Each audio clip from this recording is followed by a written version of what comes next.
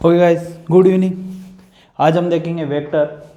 तो वेक्टर में एक्चुअली क्या होता है, वेक्टर एक तरह की क्वांटिटी है। एक्चुअली क्या है, वेक्टर एक तरह की क्वांटिटी है। तो हमारे डेली लाइफ में हम नॉर्मली किसी भी चीज़ को मेजर करते हैं वो किससे करते हैं, क्वांटिटी से करते हैं। जैसे कि पानी हो गया, पानी को हम कहते हैं कि 1 लीटर है। या डिस्टेंस होगी, हम बोलते हैं कि डिस्टेंस को बोलते हैं मीटर में मेजर करते हैं, ये 1 मीटर 2 मीटर या 100 मीटर 1000 मीटर, इस तरीके से किलोमीटर। टाइम है जिसको आवर में करते हैं। तो किसी भी चीज़ के पीछे अगर यूनिट लगती है तो वो उसका वह क्या होती है, एक तरीके की क्वांटिटी होती है। तो क्वांटिटी क्या होती है, 2 तरह की होती है। किसी भी चीज़ के पीछे अगर यूनिट लगती है तो वो क्या होती है, क्वांटिटी होती है। और एक्चुअली क्वांटिटी क्या होता है, फिजिक्स में क्वांटिटी 2 तरह की होती है। ठीक है, फिजिक्स में जो क्वांटिटी होती है वो कितने तरह की होती है, 2 तरह की होती है। तो एक क्वांटिटी क्या होती है, एक स्केलर होती है। ठीक है, एक क्वांटिटी होती है स्केलर, दूसरी क्वांटिटी होती है वेक्टर। देख सकते हैं आप। तो स्केलर जो क्वांटिटी होती है और एक वेक्टर क्वांटिटी होती है, इनमें डिफरेंस क्या होता है। क्वांटिटी में नॉर्मली हमेशा क्या होता है, यूनिट होता है साथ में। ठीक है, तो देख सकते हैं स्केलर क्वांटिटी में क्या होता है कि केवल ओनली फॉर मैग्नीट्यूड होता है। इसमें क्या होता है, केवल मैग्नीट्यूड होता है ना। इसमें क्या होता है, ओनली फॉर मैग्नीट्यूड होता है। और जो वेक्टर क्वांटिटी है इसमें क्या होता है, एक्चुअली वेक्टर जो क्वांटिटी है इसमें होता है मैग्नीट्यूड प्लस डायरेक्शन, है ना। इसमें क्या होता है, मैग्नीट्यूड प्लस डायरेक्शन। तो दोनों मिलकर क्या होता है, वेक्टर क्वांटिटी बनती है। और सिंगल होता है तो केवल मैग्नीट्यूड, इसमें क्या होता है, केवल मैग्नीट्यूड रहता है तो वो क्या होती है, स्केलर क्वांटिटी। इसमें दोनों में यूनिट होती है साथ में। ये क्या होता है, यूनिट होता है, इसमें भी यूनिट होती है। चलो देखते हैं स्केलर क्वांटिटी किस तरीके से होती है। जैसे कि अपन लेते हैं स्पीड। स्पीड क्या होती है, स्पीड एक तरीके से स्केलर क्वांटिटी है, क्योंकि हम देते हैं स्पीड नॉर्मली क्या लेते हैं, ये 10 किलोमीटर पर आवर है ना। तो 10 किलोमीटर पर आवर। अब यहाँ पे कोई डायरेक्शन नहीं है, इसमें कोई डायरेक्शन मैटर नहीं कर रहा है। यहाँ पे कोई कि भाई नॉर्थ जा रहा है या ईस्ट जा रही है, वेस्ट जा रही है, गाड़ी जा रही है 10 किलोमीटर पर आवर की स्पीड से, तो वो जा रही है, बस उसमें कोई डायरेक्शन का कोई रोल नहीं है। यहाँ पर कोई डायरेक्शन नहीं है इसके लिए। जैसे मास हो गया, मास का कोई भी डायरेक्शन नहीं होता है। उसी तरह हम चीज़ें वर्क कितना वर्क किया उसने, 10 जूल वर्क किया, तो वर्क में भी कोई डायरेक्शन नहीं होती है। ठीक है, तो ये चीज़ें कुछ होती है कि भाई इनमें जिन क्वालिटी में केवल स्पीड मतलब केवल मैग्नीट्यूड होता है, उसमें क्या होता है, वो स्केलर क्वांटिटी होती है। और जिसके अंदर मैग्नीट्यूड की, जिसमें मैग्नीट्यूड भी होता है और डायरेक्शन भी होता है। जैसे कि फोर्स होता है कि फोर्स है, या फिर वेलोसिटी है ना, डिस्प्लेसमेंट है।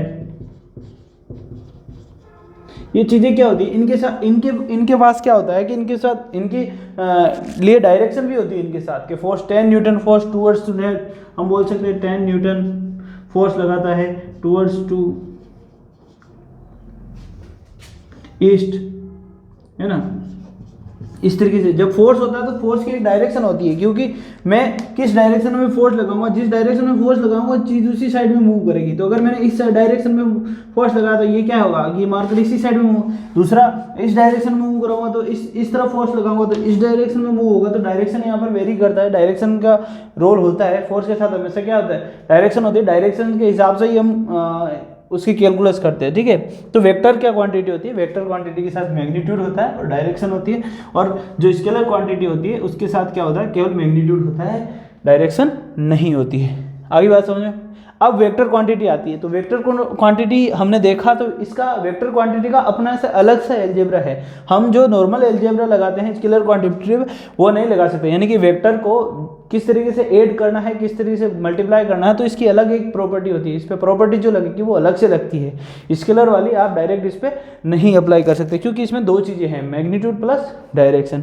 तो वेक्टर को रिप्रेजेंट कैसे करते हैं, फिर आता है अपने दिमाग में कि वेक्टर को रिप्रेजेंट कैसे करते हैं। रिप्रेजेंटेशन ऑफ वेक्टर, देखो वेक्टर को नॉर्मली हम इस तरीके से रिप्रेजेंट करते हैं कि सपोज कीजिए कि कोई ए है, ये क्या है, वेक्टर ए है ना। इसको इस तरीके से रिप्रेजेंट करते हैं कि वेक्टर ए। तो ये क्या है, वेक्टर ए है, जिसमें ए के ऊपर क्या लगाया हुआ है, एक एरो लगाते हैं। इसको डिनोट करने, वेक्टर का डायरेक्शन दिखाने के लिए हम इसके ऊपर क्या लगाते हैं, एक एरो। या फिर आप अपनी बुक के अंदर या देखते हैं एनसीईआरटी बुक के अंदर नॉर्मली क्या होता है, किसी भी वेक्टर को दिखाने के लिए कि भाई एक वेक्टर डायरेक्शन है, मतलब क्या है, ये एक डायरेक्शन वाला क्या है, क्वांटिटी है, तो हम उसको क्या कर देते हैं, बोल्ड लेटर में लिख देते हैं। इस तरीके से बोल्ड करके लिख दिया जाता है, तो इसको भी हम वेक्टर क्वांटिटी मानते हैं। तो ये क्या होता है, इस तरीके से लिखते हैं। अब वेक्टर क्वांटिटी के अंदर होता क्या क्या चीज़ है, देखो वेक्टर क्वांटिटी दो चीज़ों से मिलकर बनी होती है। सपोज कीजिए कि ये एक वेक्टर है ए, तो इसके अंदर क्या क्या होगा, इस वेक्टर क्वांटिटी के अंदर इस तरफ देख सकते हैं आप, ये दो चीज़ों से मिलकर बना होता है। एक तो होता है इस वेक्टर क्वांटिटी का क्या होता है, मैग्नीट्यूड, और दूसरा होता है इस वेक्टर क्वांटिटी का क्या होता है, दूसरे इस वेक्टर क्वांटिटी की क्या है, ये डायरेक्शन, ठीक है ना। तो इसको बोलते हैं हम, क्या होता है ये मैग्नीट्यूड, और ये क्या होती है इसकी डायरेक्शन,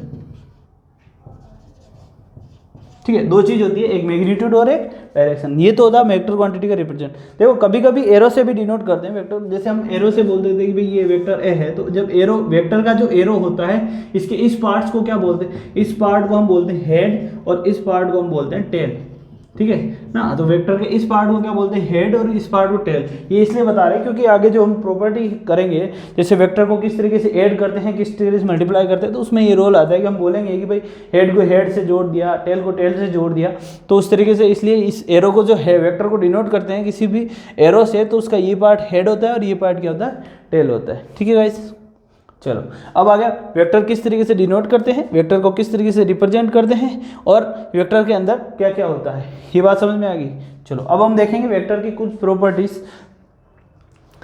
चलो अब आगे देखते हैं कि वेक्टर को एडिशन दो, अच्छा एक चीज होती है कि दो वेक्टर ए एंड बी है, तो ये दोनों कब इक्वल होंगे, है ना। सपोज कीजिए कि ये दो वेक्टर है, वेक्टर ए जो है वो इक्वल है वेक्टर बी के। इसका मतलब क्या है कि वेक्टर ए का जो मैग्नीट्यूड है, इसका मतलब क्या होता है कि वेक्टर ए का जो मैग्नीट्यूड है वो बराबर है किसके, मैग्नीट्यूड ऑफ वेक्टर बी, और वेक्टर ए की जो डायरेक्शन है वो बराबर है डायरेक्शन ऑफ वेक्टर बी। यानी कि इसका डायरेक्शन और इसकी मैग्नीट्यूड दोनों क्या होंगे, इक्वल होंगे। दो वेक्टर इक्वल है, इसका मतलब उनकी डायरेक्शन भी इक्वल है और उनका क्या है, मैग्नीट्यूड भी इक्वल होता है।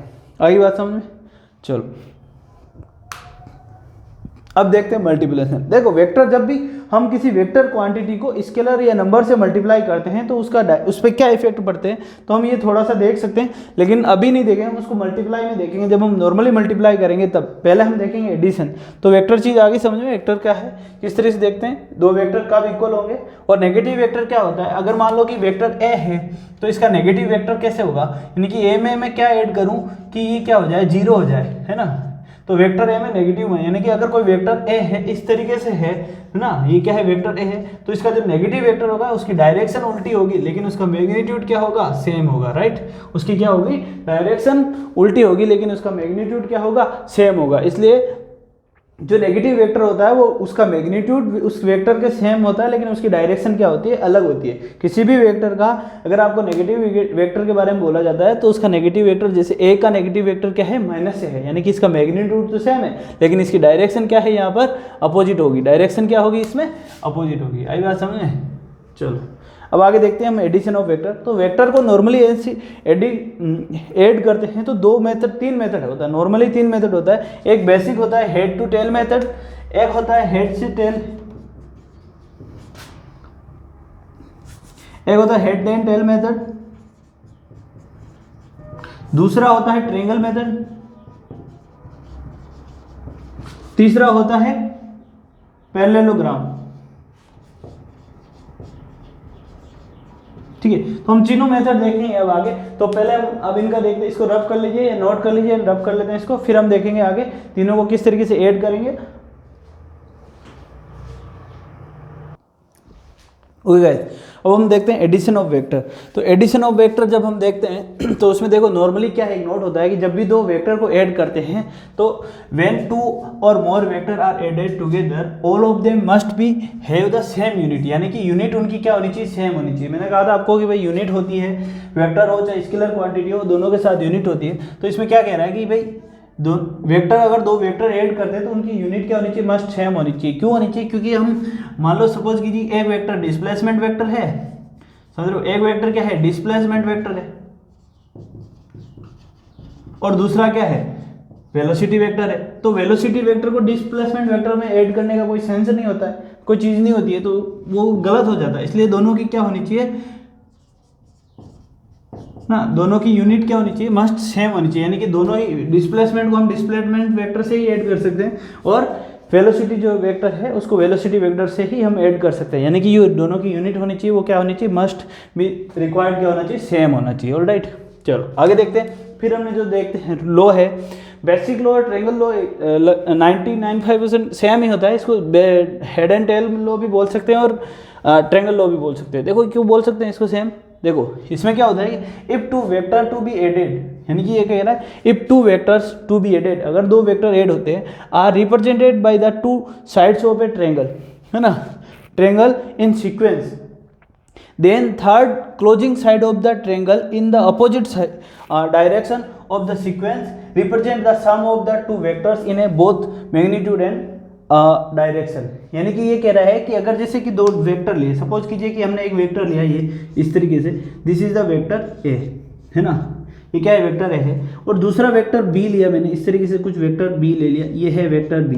तो मुझे क्या करना है कि ये क्या है, ग्राफिकली रिप्रेजेंट कर रहे हैं वेक्टर ए को और वेक्टर बी को, हमें दोनों को ऐड करना है। तो जब हम ऐड करते हैं, सपोज कि हम ऐड कर रहे हैं यहाँ पर ए प्लस बी कर रहे हैं, vector A plus vector B कर रहे हैं, तो वेक्टर ए प्लस बी यानी कि सीक्वेंस में ऐड करना है। ये कह रहा है यहाँ पर, देखो ये क्या कह रहा है कि ऐड होना चाहिए सीक्वेंस में। सीक्वेंस का मतलब है यहाँ पर कि अगर मैं ए ऐड कर रहा हूँ, ये this is the vector A, तो वेक्टर बी को मुझे इसकी क्या करना है ना, सीक्वेंस का मतलब है वेक्टर जो बी की टेल है वो वेक्टर ए के हेड से ऐड होगी ना, तो ये वेक्टर ए है और this is the vector B, तो वेक्टर बी की ये जो है ये वेक्टर बी हो गया। तो वेक्टर बी की जो हमने देखा था कि ये क्या होता है, इसको क्या बोलते हैं, हेड बोलते हैं, है ना, इसको हेड बोलते हैं, इसको टेल बोलते हैं। तो वेक्टर बी का जो टेल है वो किससे ऐड होगा, वेक्टर ए के हेड से, और फिर ये डायरेक्शन क्या होगी, इस तरीके से। लेकिन हमें क्या कह रहा है कि जब तीसरी क्लोजिंग साइड है उसकी जो डायरेक्शन क्या होनी चाहिए, third in the opposite side, है ना, थर्ड डायरेक्शन जो होती है क्या है, ऑफ द सीक्वेंस। सीक्वेंस क्या है, इस तरीके से इसका इसमें ऐड किया, फिर इसका इसमें ऐड किया, या फिर इसका इसमें ऐड करेंगे। तो थर्ड जो डायरेक्शन है वो क्या होती है, उसकी अपोजिट डायरेक्शन होनी चाहिए। जो थर्ड होती है क्लोजिंग जो साइड होगी वो इसकी अपोजिट, यानी कि सीक्वेंस के हिसाब से तो ये साइड में आना चाहिए, लेकिन अपोजिट का मतलब है कि हम इसको जब क्लोज करेंगे तो ये इस साइड में होगी, है ना। तो ये किस साइड से क्लोज होगा, इस साइड से क्लोज होगा। तो ये सपोज कीजिए कि ये ओ है, ये पी है एंड ये क्यू है, समझ रहे हो। तो ये क्या हो गया, A vector A adding in the vector B, इस तरीके से ऐड करेंगे। तो अब दूसरा क्वेश्चन उठता है कि अगर मैं बी में ए ऐड करता हूं, यानी कि वेक्टर, अब इस बार एडिंग क्या करेंगे हम, इस बार ऐड करते हैं वेक्टर, देखो हमने यहाँ पर ऐड किया, ये ग्राफ जो डायग्राम बनाया हमने कि वेक्टर ए, फिर इसका वेक्टर ये बी, और इसको क्लोजिंग साइड ये दिस अपोजिट, तो ये है वेक्टर ए है और ये वेक्टर बी है, ठीक है, ओ पी एंड क्यू लिख सकते हैं हम। ये क्या है, वेक्टर ए में ऐड किया है हमने किसको, वेक्टर बी को। अब हम करते हैं, सपोज कीजिए कि वेक्टर बी में ऐड करना हमें इस बार क्या करना है, वेक्टर ए को। तो किस तरीके से ऐड करेंगे, देखो ये क्या है, वेक्टर बी दिया हुआ हमें इस तरीके से, वेक्टर बी। अब हमें क्या करना है, इसमें ऐड करना है क्या, वेक्टर ए। तो हमारा रूल क्या था कि जो फर्स्ट वेक्टर आता है ना उसके हमें उससे सेकंड वेक्टर का क्या करना है, टेल उसके फर्स्ट वेक्टर के हेड में। तो फर्स्ट वेक्टर का हेड कहाँ है, ये, इसमें सेकंड वेक्टर का क्या ऐड करना, टेल ऐड करना। तो ये टेल ऐड किया, तो ये इस तरीके से डायरेक्शन चेंज नहीं कर सकते हम, है ना। तो ये है वेक्टर बी, तो ये वेक्टर ए, है ना। अब इसका अपोजिट डायरेक्शन से इसको क्लोज करेंगे, तो यहाँ से इसको इस तरीके से क्लोज करेंगे, तो ये क्या हो गया, ओ पी एंड क्यू। तो ये इस तरीके से होगा ऐड, ठीक है।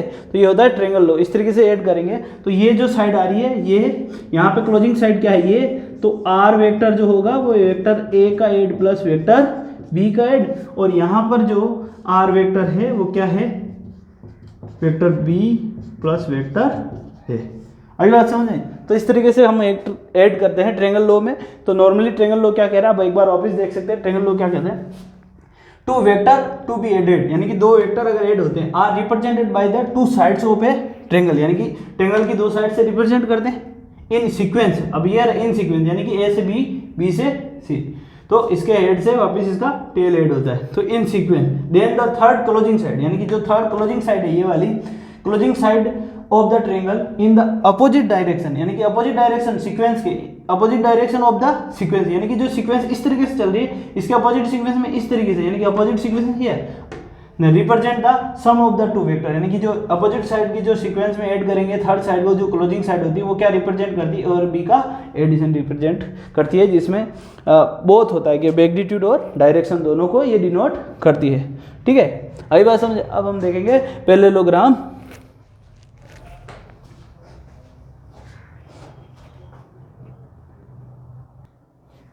गाइस अब देखते हैं पैरेललोग्राम लॉ।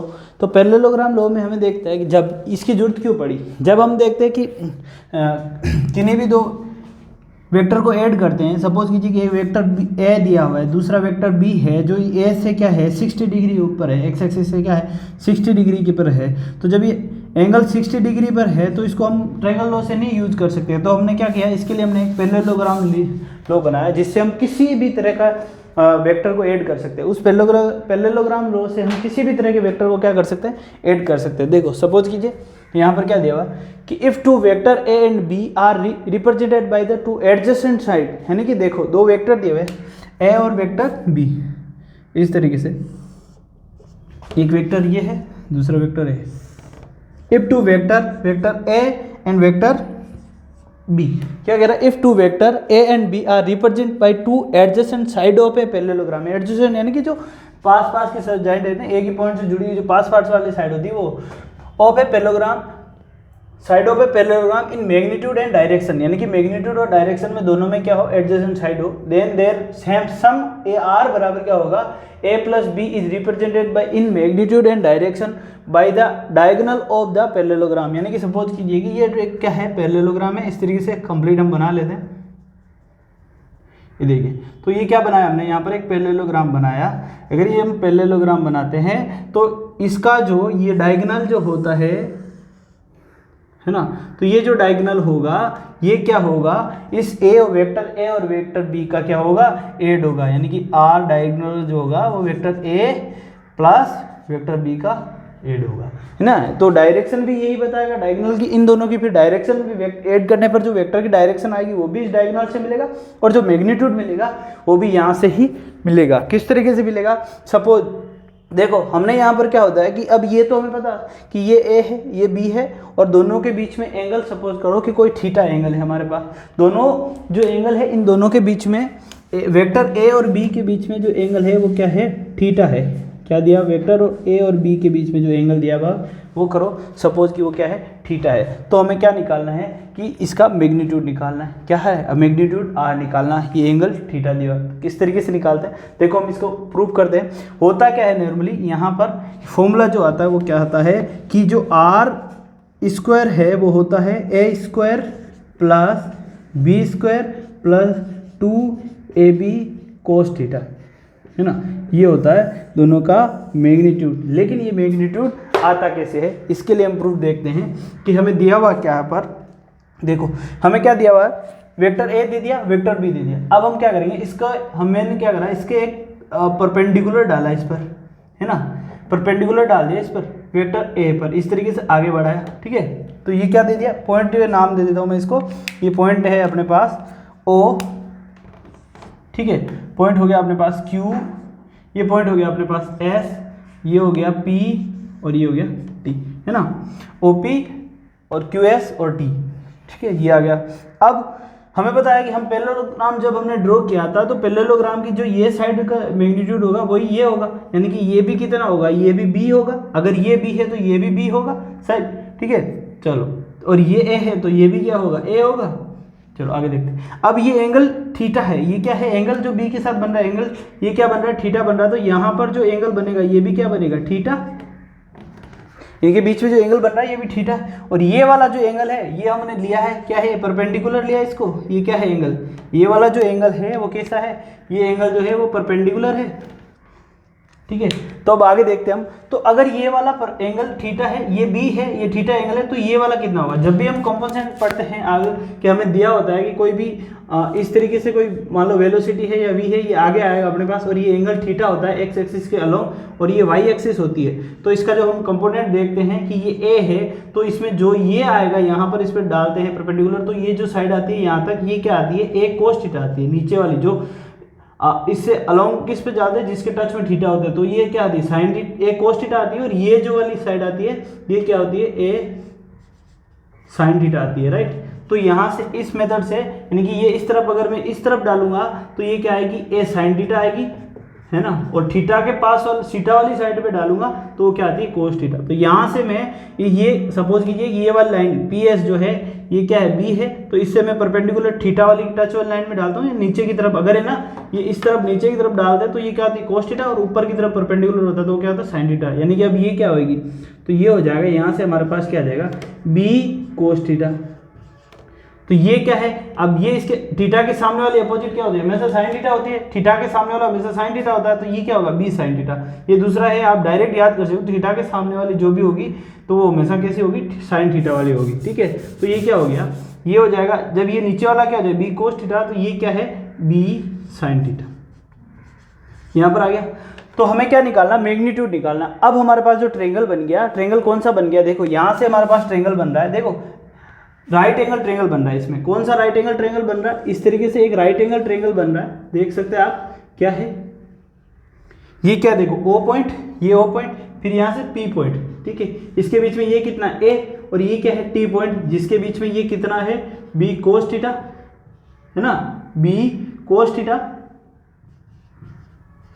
अब ये कितना है, 90 डिग्री, ये क्या एस है और ये क्या है, आर है। अब ये कितना है हमारे पास, है ना, देखो ये राइट एंगल ट्रेंगल यहाँ से ये एस, ये इस तरीके से, तो ये क्या हो गया, बी साइन थीटा, ये क्या है, बी साइन थीटा, है ना। तो हमें क्या निकालना, आर निकालना है। तो पाइथागोरस प्रमेय से क्या होता है, जब हम इस पे पाइथागोरस प्रमेय लगाएंगे तो यानी कि ओ एस, ये क्या है, ओ एस का स्क्वायर, जो ओ एस का स्क्वायर होगा वो बराबर होगा किसके, ओ टी के स्क्वायर के, ओ टी का स्क्वायर प्लस टी एस का स्क्वायर।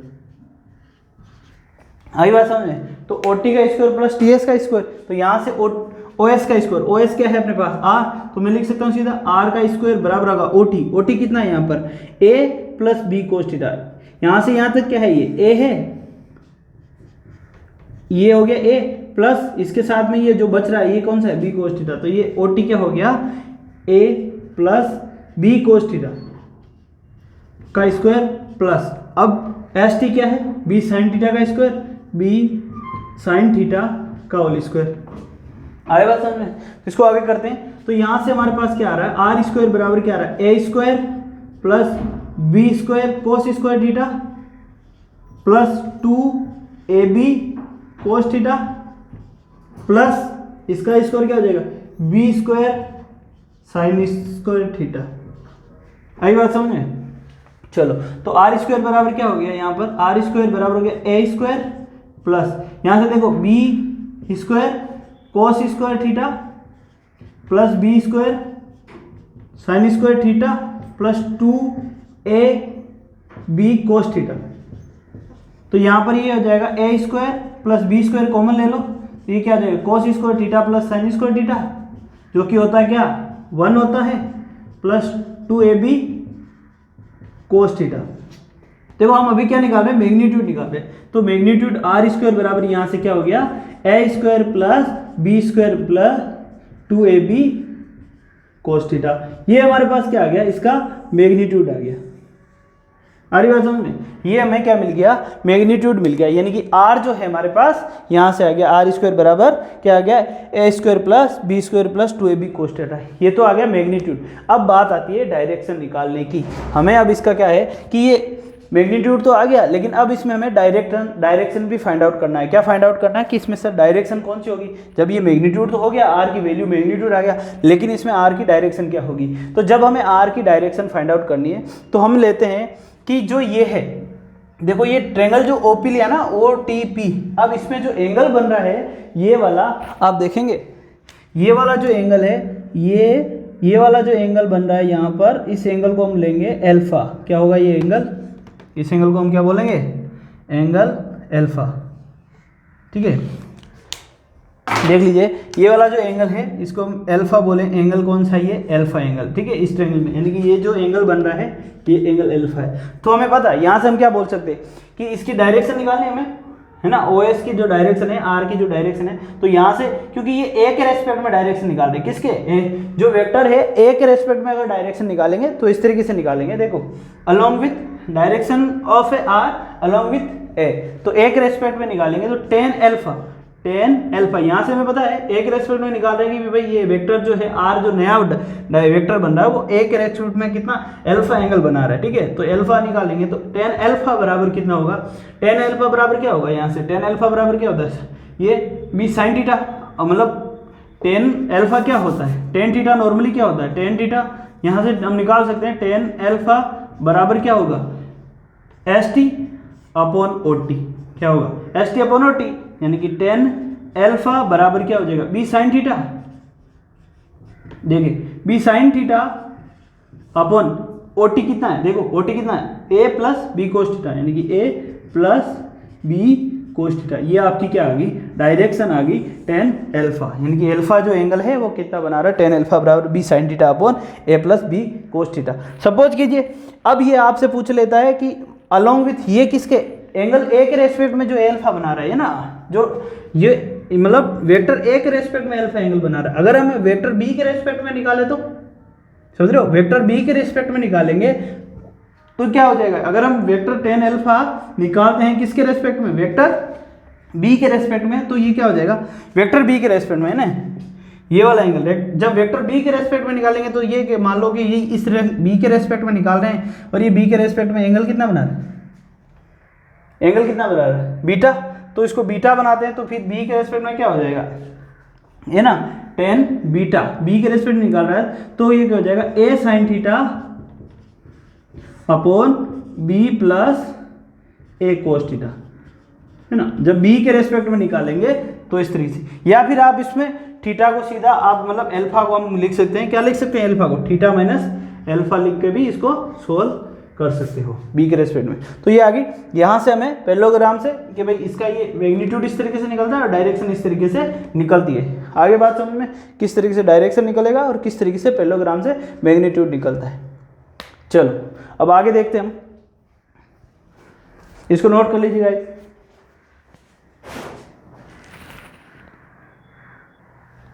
ओके गाइस, अब हम कुछ बेसिक कंडीशंस देखते हैं। जब दो वेक्टर को ऐड करते हैं तो हमें देखा है कि वेन अगर थीटा बराबर क्या हो 0 डिग्री, यानी कि दोनों वेक्टर जो है कोलिनियर हो, यानी कि सेम ही लाइन पर हो, तो थीटा वगैरह अगर 0 डिग्री होता है तो a प्लस बी क्या होगा मैक्सिमम, तो दोनों वेक्टर का एडिशन क्या होगा मैक्सिमम होगा, और a और b का मैग्नीट्यूड जो होगा वो कितना होगा a प्लस बी, और है ना, और उसमें अल्फा बराबर कितना आएगा 0 डिग्री। ऑलराइट, यानी कि लीनियर, यानी कि वेक्टर ए भी इस साइड में है, vector A and vector B दोनों के बीच में एंगल क्या है 0 डिग्री हो। तो फिर दूसरा कैसा था, वेन थीटा बराबर पाई बाय 2, यानी कि वेक्टर और ए और वेक्टर बी के बीच में जो एंगल बन रहा है वो 90 डिग्री का होता है, तो ए प्लस बी कितना होगा under root A square plus B square, क्योंकि यहाँ पर जो A square plus B square plus अपन क्या करते हैं 2a कोस थीटा, और कोस थीटा क्या होता है ना, जो आर के मैग्नीट्यूड क्या होता है आर स्क्वायर बराबर क्या होता है A square plus B square plus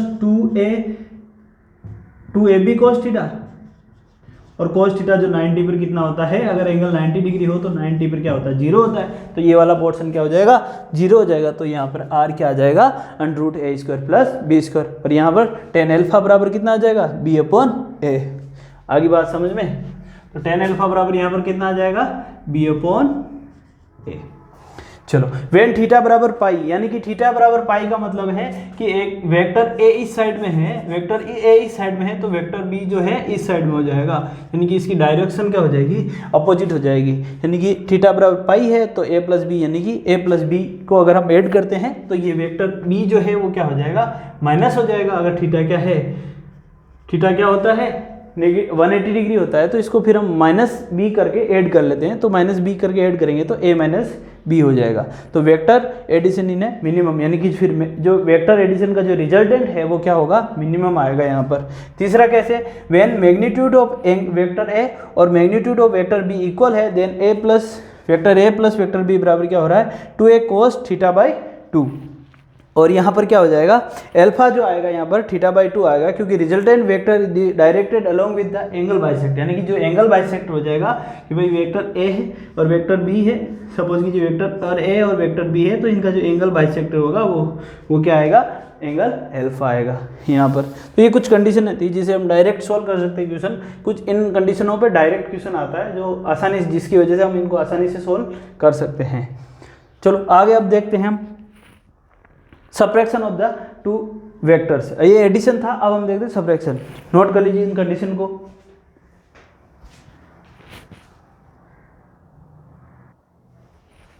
okay guys, अब हम देखते हैं सब्ट्रैक्शन ऑफ है वेक्टर। अगर दो वेक्टर दिए हुए हैं, हमें उनका क्या निकालना है, सब्ट्रैक्शन निकालना है। तो किस तरीके से, देखो सपोज कि हमें दो वेक्टर दिया हुआ है, एक दिया हुआ वेक्टर ए इस तरीके से और दूसरा दिया हुआ वेक्टर बी इस तरीके से, है ना।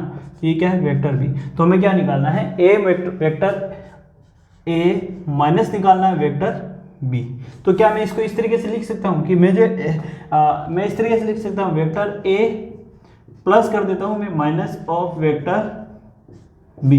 लिख सकता हूँ, नहीं लिख सकता हूँ, राइट। यानी कि मैं इस वेक्टर की क्या कर दूं, मैं इस वेक्टर की क्या कर दूं, डायरेक्शन चेंज कर दूं और फिर मैं इस वेक्टर को क्या कर दूं, ऐड कर दूं। यानी कि बी वेक्टर इस तरीके से है तो ये माइनस बी वेक्टर किस तरीके से आएगा, ये क्या हो जाएगा माइनस बी। अगर मैं इस वेक्टर की डायरेक्शन चेंज कर देता हूँ तो ये क्या हो जाएगा माइनस बी, और फिर मैं इसको ऐड कर देता हूँ। सपोज कि ये इस तरीके से ए वेक्टर आ गया, अब इसमें ऐड कर देता हूँ, क्या आ जाएगा, ये इस तरफ आ जाएगा, क्या आ जाएगा माइनस बी वेक्टर। और जब मैं दोनों का रिजल्टेंट निकालता हूँ, ऐड कर देता हूँ, ये आर, तो अब ये आर क्या आ जाएगा, vector A minus vector B आ जाएगा।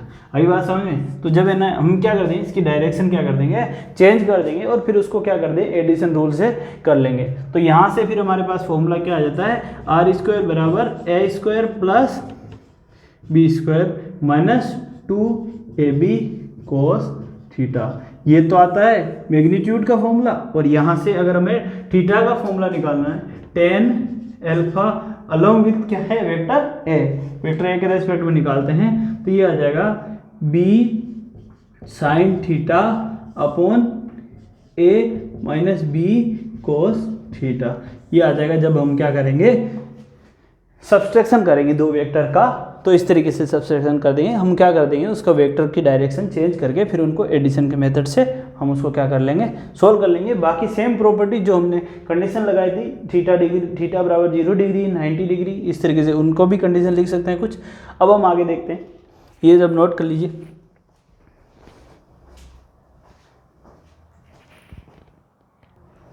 ओके गाइस, अब हम देखते हैं unit vector. Actually unit vector क्या होता है, unit vector is a vector that has a magnitude of exactly 1। यानी कि उसका मैग्नीट्यूड क्या होता है, exactly 1, and that point in a particular direction. यानी कि इसकी डायरेक्शन, ये एक पर्टिकुलर डायरेक्शन को डिनोट करता है। It lacks both dimension and unit, यानी कि इसमें बोथ डायमेंशन और यूनिट दोनों ही नहीं होती, इसकी कोई यूनिट नहीं होती। जैसे कि फोर्स होता है, तो फोर्स क्या होता है कि 10 न्यूटन हो गया फोर्स, है ना। कि मान लो फोर्स क्या होता है, एक वेक्टर फोर्स क्या होता है, 10 newton towards to east, to east, ठीक है। ये क्या लिखा हुआ है, एक वेक्टर एफ है जो क्या है 10 न्यूटन टूवर्ड्स टू ईस्ट। तो इसका मैग्नीट्यूड कितना है 10। तो अगर मैं इसको 10 से डिवाइड कर देता हूँ तो देखो ये क्या है वेक्टर। अगर मैं यूनिट वेक्टर की बात करूँगा तो ये क्या हो जाएगा, यूनिट वेक्टर से अगर मैं डिवाइड कर देता हूँ तो ये न्यूटन जो है ना, कि भाई ये इसकी जो यूनिट है ये यूनिट नहीं रहेगी, क्योंकि ये डिवाइड हो जाएगा, 10 से डिवाइड होने के बाद ही क्या हो जाएगा 1 आ जाएगा टूवर्ड्स। यानी कि मैं किसे, मैग्नीट्यूड ऑफ एफ से अगर मैं इसको डिवाइड करता हूँ तो ये क्या आ जाएगा 1 टूवर्ड्स टू ईस्ट। यानी कि उसका क्या नहीं रहेगा, उसका कोई भी डायरेक्शन नहीं रहेगी और उसकी कोई भी यूनिट नहीं रहेगी। यानी कि 10 यूनिट है तो 10 जो न्यूटन है वो क्या है 10 न्यूटन, इसका मैग्नीट्यूड क्या आ जाएगा 10 न्यूटन। तो 10 न्यूटन से 10 न्यूटन हट जाएगा तो ये आ जाएगा। यानी कि अगर कोई वेक्टर सपोज कीजिए यहाँ पर ए होता है तो वेक्टर ए को हम क्या लिखते हैं, vector of magnitude of vector A और डायरेक्शन। तो अगर मैं इसको डिवाइड कर देता हूँ इसके मैग्नीट्यूड से, मैग्नीट्यूड ऑफ वेक्टर ए, तो ये क्या हो जाएगा यहाँ पर, तो ए कैप क्या आ जाएगा, हमेशा हमारे पास क्या आ जाएगा, एक यूनिट वेक्टर आ जाएगा, नहीं आ जाएगा। तो ये यूनिट वेक्टर बराबर क्या होता है, A unit vector in A direction of A बराबर क्या हो जाएगा, A vector A divided by vector A का मैग्नीट्यूड। तो इसको हम क्या बोलते हैं, यूनिट वेक्टर। ठीक है, चलो यूनिट वेक्टर बोलते हैं क्या नहीं बोलते।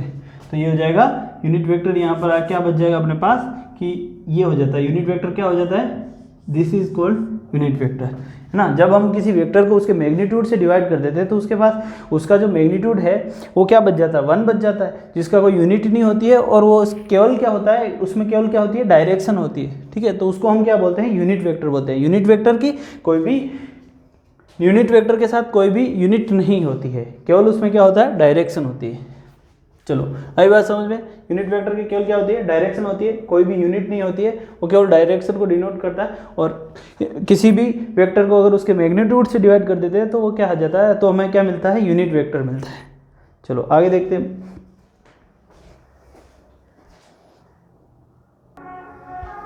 ओके गाइस, अब हम देखते हैं resolution of A vector. Suppose करते हैं कि हम एक वेक्टर कंसीडर करते हैं ए, जो कि किस में है, एक्स वाई प्लेन में है। कौन सा प्लेन में है, एक्स वाई प्लेन में है। इस तरीके से देख सकते हैं कि ये कंसीडर करते हैं इसको हम किस प्लेन में, एक्स और वाई। तो ये एक्स एक्सिस है और ये वाई एक्सिस है। तो एक वेक्टर ए है जो क्या होता है कि एक्स वाई प्लेन में है, वेक्टर ए जो क्या है, जिसका ऑर्बिटरी एंगल है, ऑर्बिटरी एंगल जो है वो बनाता है एक्स एक्सिस के साथ क्या बनाता है, थीटा बनाता है। तो इसको हम इस तरीके से एक्सप्रेस कर सकते हैं कि जो वेक्टर जो है ना वेक्टर एंगल ए, उसको हम इस तरीके से एक्सप्रेस कर सकते हैं कि वेक्टर एंगल ए है वो इक्वल है किसके, एंगल ऑफ ए एक्स और एंगल ऑफ ए वाई के है। समझ रहे हो। देखो इसको किस तरीके से डिनोट करना है कि इसका जो एक कंपोनेंट है वेक्टर कंपोनेंट वो क्या है, एक्स एक्सिस के लॉन्ग आएगा और दूसरा क्या आएगा, वाई एक्स के लॉन्ग आएगा। तो इस साइड में जो आएगा वो एक्स एक्सिस के लॉन्ग आएगा और इस साइड जो आएगा वो क्या आएगा, वाई एक्स के लॉन्ग आएगा। तो ए वाई आ जाएगा। ठीक है, तो इसको हम दो तरीके से रिप्रेजेंट कर सकते हैं, एक्स एक्सिस के लॉन्ग और वाई एक्सिस के लॉन्ग। ठीक है, तो ये क्या हो जाएंगे, दोनों वेक्टरों के रूप में एक्सप्रेस करेंगे। ठीक है, तो देखते हैं अब लिखना क्या है, इस तरीके से लिखेंगे। वेक्टर ए है जो अगर प्लेन एक्स वाई में है, एक्स वाई के अंदर है, तो उसको हम इस तरीके से एक्सप्रेस कर सकते हैं, vector of A X plus addition of vector of A Y. दोनों का जो ऐड होगा वो किसके बराबर होगा, वेक्टर ए के बराबर होगा। अब मैग्नीट्यूड ऑफ वेक्टर ए निकालना है, तो मैग्नीट्यूड ऑफ वेक्टर ए क्या होगा, ये देखो कंपोनेंट हो गए, इसका एक वाई कंपोनेंट हो गया और एक क्या है, एक्स कंपोनेंट हो गया। ठीक है, ये दो क्या है, इसके कंपोनेंट हो गए। और अगर ये थीटा नेगेटिव हो, अगर ये एक्स कंपोनेंट अगर क्या, ये एंगल अगर वापस इस माइनस एक्स की तरफ रहता है तो ये वेक्टर क्या हो जाएगा, नेगेटिव हो जाएगा। तो इसका जो है मैग्नीट्यूड किस तरीके से निकालेंगे, मैग्नीट्यूड ऑफ एंगल ए बराबर क्या हो जाएगा, देखो जब भी हम मैग्नीट्यूड निकालेंगे तो अंडर रूट क्या हो जाएगा, magnitude of A under root of X square plus A Y square. आई बात समझ में। और अगर हमें बाद में अगर इसमें से एंगल निकालना हो तो हम जब भी हम एंगल निकालेंगे तो एंगल के लिए हमें क्या करना होता है कि जो हम टेन थीटा निकालते हैं, हम टेन अल्फा निकालते हैं, क्या होता है कि हम निकालते हैं टेन अल्फा। तो यहाँ पर क्या आएगा, ए वाई अपॉन क्या आएगा, टेन अल्फा या टेन थीटा। जो एंगल थीटा अगर निकालना होता है तो हम ए वाई अपॉन ए एक्स कर देंगे। तो यहाँ से हमारे पास क्या आ जाएगा, एंगल आ जाएगा। इसको हम टेन इनवर्स करके एंगल निकाल सकते हैं। तो ये होता है कि इसके कंपोनेंट निकाल सकते हैं, इस तरीके से कंपोनेंट कर सकते हैं। एक एक्स एक्सिस के अलोंग और दूसरा वाई एक्सिस के अलोंग करते हैं तो ये ए वाई हो जाएगा और ये ए एक्स वेक्टर हो जाएगा। और दोनों को ऐड करेंगे तो ये किसके वेक्टर ए के अलोंग आएगा और इनका मैग्नीट्यूड होता है, ए का मैग्नीट्यूड इस तरीके से निकाल सकते हैं। ये एंगल इस तरीके से थीटा निकाला जा सकता है। ठीक है, अब सपोज कीजिए कि दो वेक्टर है ना, सपोज कर लो कि दो वेक्टर है जिसके कंपोनेंट क्या है, एक वेक्टर ए है जिसके कंपोनेंट क्या है, वेक्टर ए एक्स। ठीक है, दो वेक्टर हो गए जिसके कंपोनेंट अलग अलग दिए हुए अपने पास। कहाँ दिए हुए कि एक दिया हुआ है वेक्टर ए एक्स, या इसको वेक्टर हटा के ए एक्स आई कैप प्लस, क्योंकि एक्स एक्स के लॉन्ग है उसको हम आई कैप लिख सकते हैं, वाई एक्स के लॉन्ग उसको हम जे कैप लिख सकते हैं, और जो के इसके जेड एक्स के लॉन्ग होता है उसको हम क्या लिख सकते हैं, के कैप लिख सकते हैं। इसको हम एक्स एक्स के लॉन्ग को क्या लिखते हैं, आई कैप लिख सकते हैं, और इसको क्या लिख सकते हैं, जे कैप लिख सकते हैं। ठीक है, तो देखो अगर दो वेक्टर दिए हुए आपको A X I cap plus A Y J cap, ठीक है, और दूसरा दिया हुआ बी, तो B X I cap plus B Y J cap. तो हम दोनों को ऐड करते हैं, vector A plus vector B को अगर हम ऐड करते हैं तो इस तरीके से ऐड होगा, ए एक्स प्लस बी एक्स दोनों के आई कैप प्लस क्या आएगा, ए Y plus B Y J cap. इस तरीके से ऐड होगा और इसी तरीके से माइनस होगा। अगली बात समझ में, चलो इसको नोट कर लीजिए और रफ कर लेते हैं इसको।